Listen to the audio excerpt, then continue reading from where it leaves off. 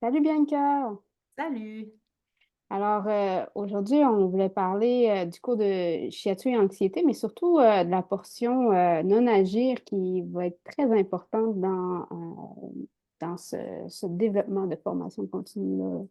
Est-ce que tu pourrais nous parler un peu plus comment le non-agir peut aider avec l'anxiété et at large, là, qu'est-ce qui est si précieux pour nous dans le non-agir qui est en relation avec le shiatsu? Mhm. Oui, j'ai envie de commencer at large, puis après ça, peut-être faire un petit clin Mhm. d'œil spécifique à l'anxiété. Ben, comme tu l'as dit, tu sais, c'est quelque chose qui est essentiel au shiatsu, c'est la base, c'est une des bases, là, c'est un des piliers du shiatsu, l'attitude de non-agir. Et, euh, et donc, tu sais, je veux mettre un peu plus l'accent dans la formation shiatsu et anxiété. Et en même temps, pour moi, c'est un rappel et à la limite, je pourrais aborder le non-agir dans chaque formation continue parce que c'est quelque chose, selon moi, qui est à cultiver et qui est jamais, qui est à entretenir, qui est jamais acquis. Puis pour moi, l'attitude de non-agir, c'est vraiment dans le fond, tu sais, quand on est thérapeute, bien sûr, je veux contribuer. Je veux contribuer au bien-être de l'autre. Je veux être au service de l'autre. Mais il y a une distinction à faire entre ça et avoir un projet sur l'autre et même un projet sur moi face à l'autre. Puis, c'est Mhm. facile de tomber là-dedans quand on est thérapeute. Peu importe ce que la personne aborde, là, que ce soit un mal Mhm. de dos, l'anxiété, etc. Tu sais, puis quand je dis avoir un projet, ben, c'est que, tu sais, je veux, quand je suis dans une optique où je veux absolument soulager l'autre, que je veux absolument que l'autre sorte d'ici mieux, c'est sûr que ultimement, c'est mon souhait et en même temps, Mhm. j'ai un pouvoir là-dessus. Donc, c'est de Oui. porter un peu cette impuissance-là et cette humilité-là dans une posture de non-agir où est-ce que je veux contribuer, mais j'ai aucune idée comment comment ça va se mettre en place dans le système de la personne, là, dans le corps de la personne. C'est un peu comme éviter que notre volonté freine les possibilités de récupération de la personne. Oui, oui, oui, et même que notre volonté, tu sais, je vais te donner un exemple concret. Il y a des fois où j'ai quelqu'un devant moi qui souffre, que ce soit physique ou émotif, et je connais très bien des points ou des trucs que je pourrais faire qui sont plus rationnels, mais mon corps me dit de faire d'autres choses. Par contre, parfois, ma volonté vient, puis mon vouloir, puis mon projet sur l'autre, puis lui Mhm. prouver que le shiatsu marche. Et là, je me retrouve à faire des trucs qui ne sont pas en concordance avec ma résonance, avec d'autres choses que je sens plus, mais que, que, que je banalise ou que je mets de côté parce que je suis dans cette volonté-là, je suis dans ce projet sur l'autre-là. Là. Ah, tiens, je vais y faire tel point, ça va la soulager. Alors que même en faisant ce point-là, ça ne veut pas dire que ça va la soulager. Donc, il y a comme quelque chose où je veux pour l'autre. Là. Donc, volonté est un très bon mot. Là.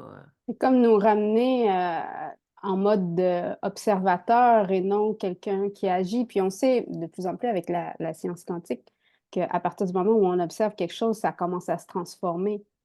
Euh, Donc, cette philosophie qui est zen, là, tu sais, de s'asseoir au milieu de la tempête et juste d'observer, euh, finit par nous donner tous les tenants et aboutissants qui nous ont amenés dans une situation. Alors que quand on est dans un mode de volonté, on veut pour l'autre, mais on ne connaît pas tous les tenants et aboutissants de cette personne-là. Oui, Donc, on la prive de ses propres outils d'une certaine manière. oui, tout à fait.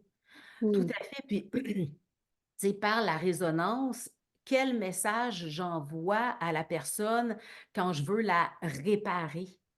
C'est Hmm. comme si j'y envoie un message, même si je ne le dis pas dans mon attitude, je lui envoie un message qu'elle n'est pas correcte telle qu'elle est. Hmm. Alors que quand je suis dans une posture de non-agir, ben, tu sais, pour moi, c'est correct que tu sois dans cet état-là. C'est tout à fait correct. Puis moi, je t'accompagne à partir de l'état dans lequel tu es, sans vouloir à tout prix le changer. Je souhaite sa transformation pour Hmm. ton bien-être, mais sans le vouloir à tout prix, sans avoir un projet sur l'autre, là. Oui, parce que le corps, c'est déjà ce qu'il doit faire, même s'il apporte de la douleur, des malaises, tout ça, il est toujours dans une recherche de trouver un équilibre. Oui, Donc, même si ça va pas, même si tu as de la fièvre à 39, tu es dans une recherche d'équilibre constante. À oui, partir du moment où ça se fixe que là, ça devient plus problématique. Fait que si tu essaies d'agir, on peut accélérer ce processus-là, mais si tu essaies d'agir puis tu n'écoutes pas assez l'autre, tu peux aller contre ses propres outils pour retrouver son équilibre. oui, Mm. oui. Oui, tout à fait. Oui, puis, tu sais, c'est vraiment, c'est vraiment important de cette confiance-là que le corps sait, que le corps a sa propre, raison qui échappe à notre raison à nous, là, et de porter ça et l'attitude de non-agir nous permet de porter ça, là. Oui. Mm. Puis Oui. comment tu l'approches avec l'anxiété, ce non-agir-là? Ben, tu vois, d'autant plus dans l'anxiété, c'est que souvent les personnes mais tu sais, ça peut arriver avec une personne qui a mal au dos puis qui nous arrive en état de Mm. panique parce que, elle a telle activité dans 2 semaines puis elle veut être en forme, mais, d'autant plus dans l'anxiété où c'est plus, commun que ce soit ça. Les personnes nous arrivent puis sont dans un état de mal-être assez prononcé Mm. et donc ça peut être plus on peut être plus susceptible en tant que thérapeute de basculer dans vouloir agir, dans cette volonté-là, dans ce projet sur l'autre, sans se voir aller. Donc, ça demande une forme de vigilance. Tu sais, cette vigilance-là, on doit l'avoir autant qu'on doit.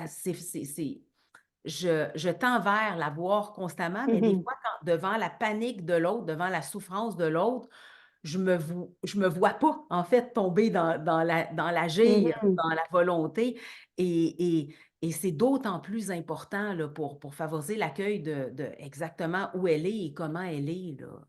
Oui, parce qu'à partir du moment où tu pars dans la réaction, il y a quelque chose de fortement insécurisant là-dedans. Ça veut dire que, tu sais, inconsciemment, là, on perçoit que l'autre qui est censé être le pilier sur lequel, le thérapeute, qui est sur lequel on doit s'aligner, qui va nous ramener au calme, est en train de s'emporter dans tous les sens. Fait il y a vraiment quelque chose qui va pas bien. Fait que euh, ça peut augmenter puis même décupler l'anxiété inconsciemment, là.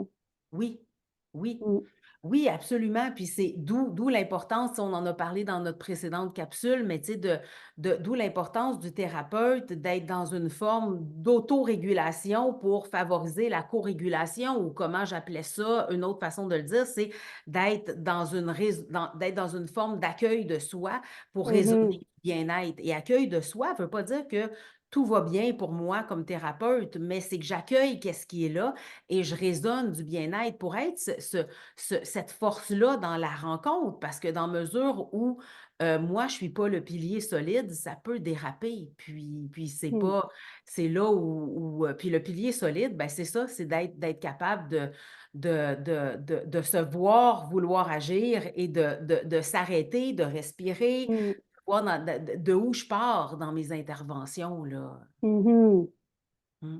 D'un espace de bien-être ou d'un espace moi-même de panique qui réagit à la panique de l'autre, là. Ouais. Ouais. Ah, ça a l'air super intéressant. Fait Mmh. que tout ça va être approfondi là, pendant 15 heures, là, les 11 et 12 mai prochains. Oui, exactement. Oui, on va porter ça, là, à travers les manœuvres qu'on va voir, et Mm. d'ailleurs, on va voir les tubos, mais tu sais, je vais vraiment mettre l'emphase sur on voit des tubos, mais on fait pas les tubos, tu sais, C'est dans pas mécanique. c'est pas mécanique et c'est pas Mm. dans vouloir: «Tiens, je vais faire ça, puis tout va être soulagé». C'est pas dans Mm. cette attitude-là, là. Ben, écoute, merci beaucoup. Puis Merci. Ouais. j'espère qu'on va se revoir très bientôt. Donc, les inscriptions sont au zenshiatsuquebec.ca. À plus. Merci, à bientôt.